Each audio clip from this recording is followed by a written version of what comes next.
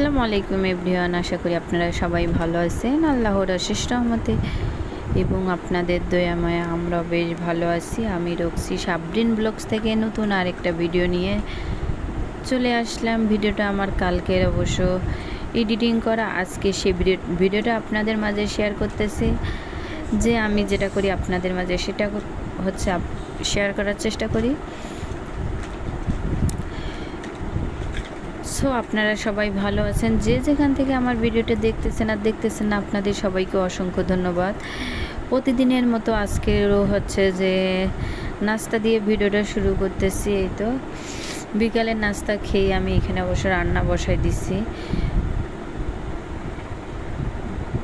গরুর হচ্ছে যে মাথা, জিব্বা, কলিজা সেটা হচ্ছে যে বের করে আমি ভিজাই এইখানে হচ্ছে চুলার মধ্যে হচ্ছে বসাই দিয়ে দিছি।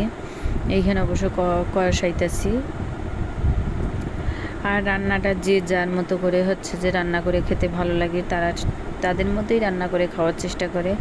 আর আমি যেমনি পারি আমি আমার মতো করে খাওয়ার চেষ্টা করি। কিন্তু গরুর জিব্বা, কলিজা, মাথা এগুলো অবশ্য প্রতিদিন খাওয়া হয় না। গোশটা কিন্তু খাওয়া হয়, কিন্তু এইসব প্রতিদিন খাওয়া হয় না।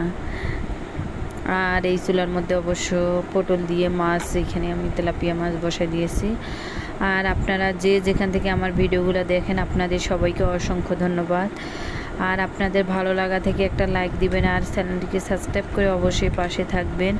আপনাদের ভালোবাসা পেয়ে আজকে আমি এই সাফল্য অর্জন করেছি।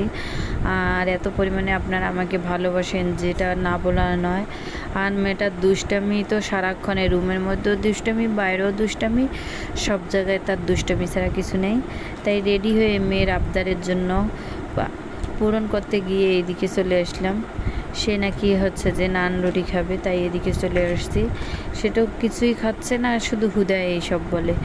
তাই ওর আবদারের জন্য এদিকে। আর বিকালবেলা একটা বাচ্চাকে হচ্ছে যে ঘুরতে ফিরতে নিয়ে গেলে বাচ্চারও একটা মেমোরি হচ্ছে যে সফট হয়, আমি যেটা মনে করি মা হিসাবে। আর সারাদিন একটা বাচ্চা রুমের মধ্যে খেলে, ঢাকা শহরে তো আর সেরকম খোলামেলা কোনো মাঠ নাই যে প্রতিদিন তারা খেলতে পারে, আসলে একদম না। হয়তো ছাদে যতটুকু খেলে এতটুকু, আর ছাদও তো আমি ভাবি যে এটাও নিরাপদ স্থান না।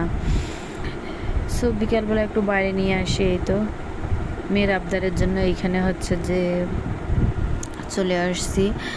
আর এইখানকার চাটা অনেক সুন্দর, চা বলেন কফি বলেন যেটাই বলেন না কেন আমার কাছে অবশ্য ভালো লাগে। কিন্তু আজকে চাটা তেমন এইখানকার স্বাদ হয় নাই, আমি যেটা মনে করি।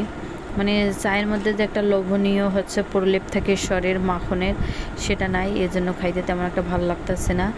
তাই এদিকেও চলে আসছি একদম ফ্রেশ হয়ে, আবারও রাতে রান্না বসাই দিচ্ছি। আর ভিডিওটা আমি বেশি দূর বাড়াবো না।